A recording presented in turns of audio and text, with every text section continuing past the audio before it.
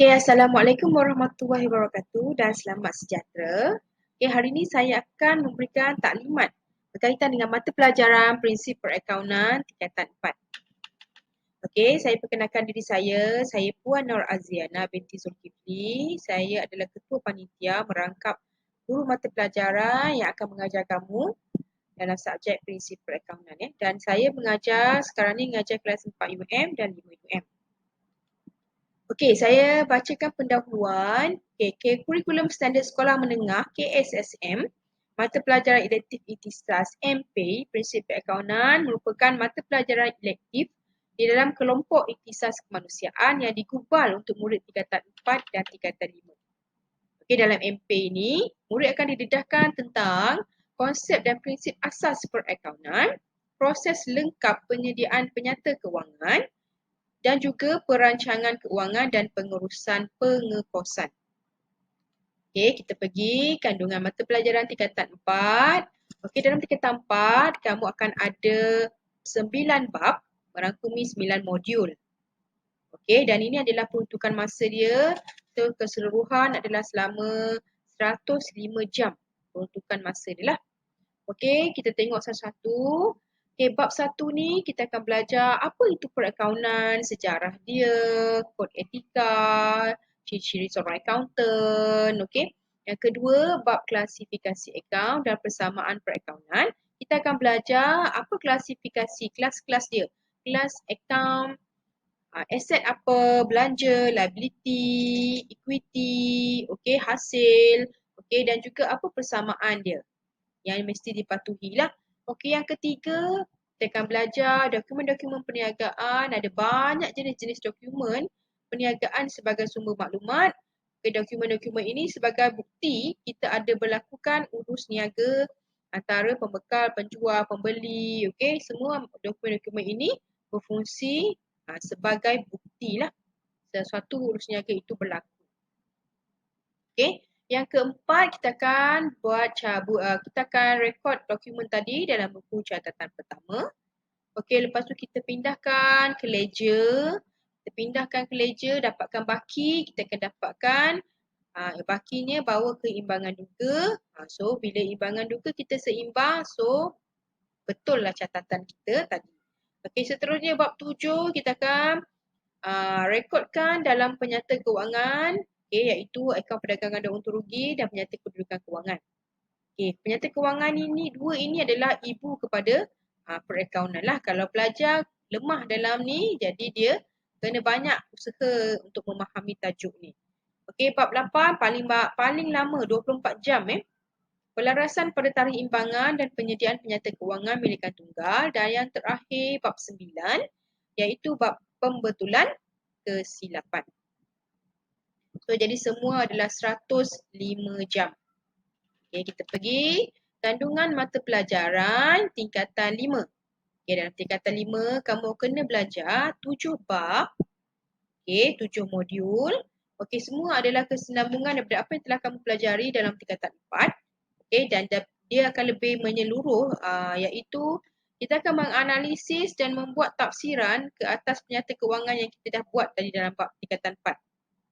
Yang kita analisis dan kita akan buat keputusan sama ada kita nak tingkatkan kita punya keuntungan ke, kita nak perbaiki, kita nak cari cara lagi nak tingkatkan keuntungan. Itu sebagai pihak pengurusan akan membuat keputusan daripada dapatan analisis penyata kewangan.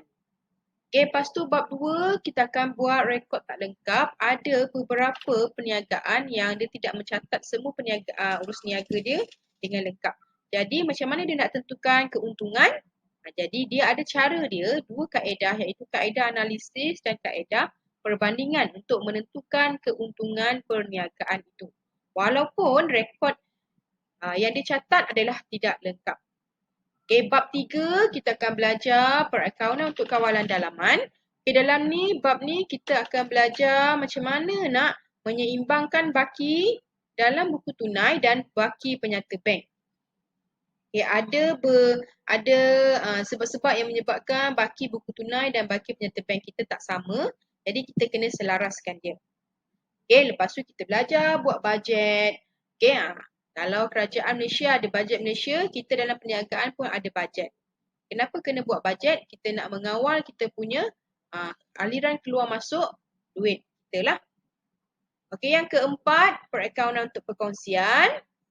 Okey, kalau ini adalah pemilik dia lebih daripada satu, jadi kalau perkongsi ni ada lebih daripada satu, macam mana kita nak bahagikan keuntungan? Jadi kita belajar dalam bab 4.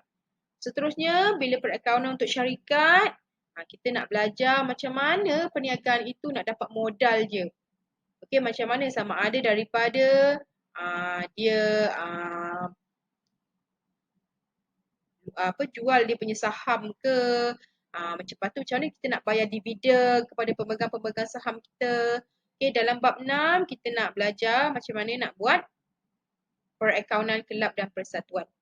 Dan yang bab terakhir adalah perakaunan kos. Jika perniagaan itu memproses sendiri produk dia daripada barang yang belum siap sehingga jadi barang siap. Okay, jadi semua akan dipelajari dalam tingkatan 5 selama 96 jam. Okay, seterusnya kita pergi tengok format peperiksaan. Okay, ini adalah format peperiksaan SPM. Okay, ada berapa kertas? Oh, ada 3 kertas. Okay, kertas pertama adalah kertas objektif, ada 40 soalan. Jadi kamu jawab dalam kertas OMR sahaja. Pilih jawapan yang paling tepat sama ada A, B, C atau D. Okay, kata kertas 2, kita kena jawab 5 daripada 6 soalan. Kertas 3, kita kena buat tugasan projek. Inilah kerja khusus kamu selama 3 bulan. Okay, dalam masa 3 bulan, kita kena siapkan masa tu cikgu akan tanda. Okay, dan markah ini akan bawa ke SPM. Okey, macam mana peruntukan markah dia dan apa yang terkandung dalam setiap kertas tu. Okey, saya pergi kertas 1 dahulu. 20%. Okey, objektif A, B, C, D, pilihan lah. Okey, ada 40 soalan tadi. Ada 1 jam 15 minit kamu kena jawab. Semua topik tingkatan 4 dan tingkatan 5. Okey, dalam ni dia ada lebih kemahiran mengingati dan memahami konsep asas perakaunan. Lepas tu kemahiran mengaplikasi, ada yang mengira dan sebagainya lah. Peralatan mesti bawa kalkulator. Tak kisahlah kalkulator saintifik atau kalkulator biasa. Kertas 2, 60%. Okey, soalan adalah berbentuk subjektif atau esei. Ada 6 soalan yang akan diberi dan kamu kena jawab 5. Okey, 2 jam 30 minit. Ada 2 bahagian, bahagian A dan bahagian B. Bahagian A keseluruhannya 3 soalan, 60 markah. Dan bahagian B keseluruhannya ada 3 soalan tapi kena jawab 2. Dan setiap satu soalan itu 20 markah. Jadi 60 campur 20 campur 20, 100% lah dalam kertas 2. 100% itu akan membawa 60% saja dalam SPM. Kemahiran mengaplikasi, menganalisis, menilai dan mencipta lah. Okey, kertas 3 pula. Kertas 3 20% saja. Okey, tugasan individu yang kita buat selama 3 bulan tu, insya-Allah kita akan mula daripada bulan Julai sehingga September. Okey, kemahiran yang diperlukan mesti ada kemahiran ICT kerana dalam ni kamu kena hasilkan kamu punya tugasan itu dalam bentuk tulisan, lepas tu kamu kena type balik dan print. Kemahiran ICT. Okay, menilai, mencipta, menyelesaikan masalah dan membuat keputusan. Okey, habis saja SPM, okay, kita akan dapat 2 sijil perakaunan. Okay, yang pertama, macam biasa, sijil SPM. Okey, jika markah kamu bagus dalam prinsip perakaunan, kamu layak dapat A, B atau C, kamu layak dapat sijil LCCI ni. Okey, sijil LCCI. Kalau bawah daripada C, tak dapat lah. Okay, sijil LCCI ni kenapa? Apa sijil LCCI ni siapa keluarkan? Okay, London Chamber lah. Okay, yang keluarkan sijil ini kepada calon-calon SPM yang dapat keputusan yang bagus dalam prinsip perakaunan. Okay, kertas SPM yang sama tapi 2 keputusan. Berbeza cara pemarkahan dia.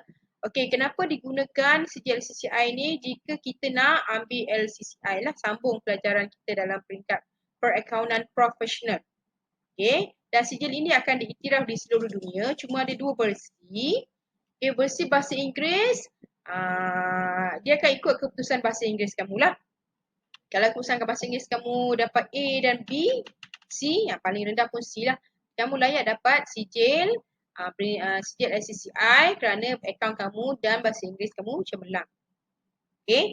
Tapi kalau kamu punya prinsip perakaunan cemerlang tetapi bahasa Inggeris kamu dapat D contohnya kan. Kamu hanya layak dapat sijil LCCI dalam bahasa Melayu. Semua sijil ini hanya diiktiraf di Malaysia lah. Kalau sijil dalam bahasa Inggeris akan diiktiraf di seluruh dunia.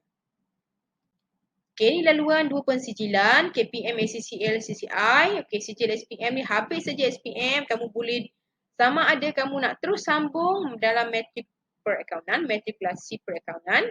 Ini berdasarkan result SPM lah. Layak nak masuk matrikulasi, kamu akan sambung matrikulasi akaun.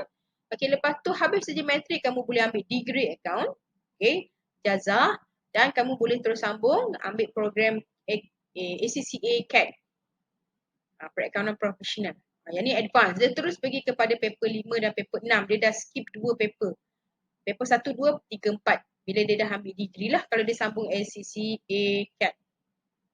Okay, tapi kalau kamu tak layak masuk matrikulasi, kamu layak dapat masuk diploma, kamu boleh sambung juga diploma LCCI.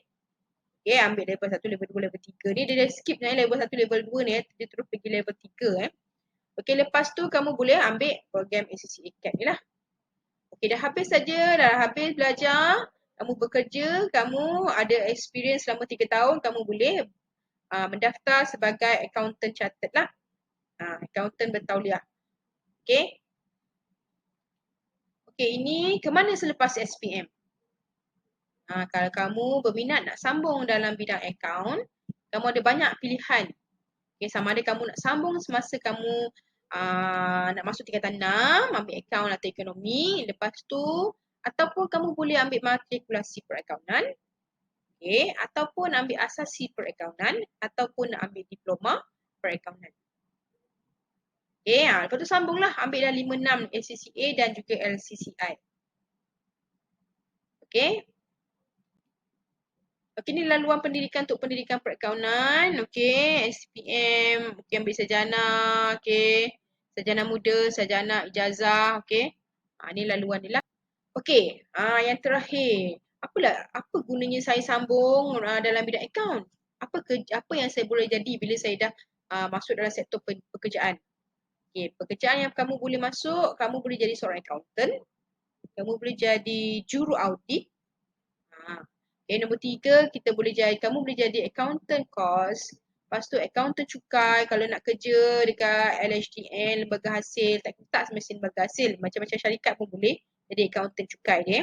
Okay, yang ke-5 boleh jadi bendahari, yang ke-6 boleh jadi setiausaha syarikat, yang ke-7 boleh jadi juru perunding dalam bidang akaun, yang ke-8 penolong accountant, yang ke-9 adalah sebagai kerani akaun. Ini banyak cabang-cabang bidang perakaunan. Jadi, kita tamatlah sesi taklimat saya. Jadi saya harap pelajar-pelajar tingkatan 4 boleh memilih ikut kepada minat dan kamu punya kecenderungan kamulah. So bidang akaun ni sebenarnya mudah dan menarik. Jadi jika anda berminat, bolehlah masuk ke kelas 4 UM. Okay, itu sahaja. Sekian, terima kasih.